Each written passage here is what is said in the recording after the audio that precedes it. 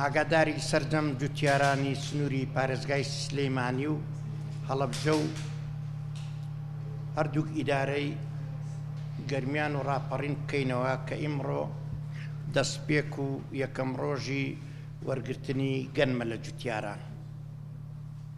بۆیە لەمڕۆوە ئێمە سایلۆکانمان کراوەیە و ئێستا لیژنەکانمان بەردەوامن لە وەرگرتنی گەنم. ڕێژەی 30,000 تەن لە ساڵی پار زیاتر لە جوتیاران وەردەگیرێ، هەرچەندە ئەو ڕێژەیە هێشتا هەر کەمە لەبەرەوەی ڕێژەی ئینتاج زۆر زیاترە لەوە. گەنمی دەرەجەیەک بۆ هەر تەنێک 560,000 دینار دیاری کراوە و گەنمی دەرەجە دوو بۆ هەر تەنێک 480,000 دینار دیاری کراوە و گەنمی دەرەجە سێ بۆ هەر تەنێک 420,000 دینار دیاری کراوە.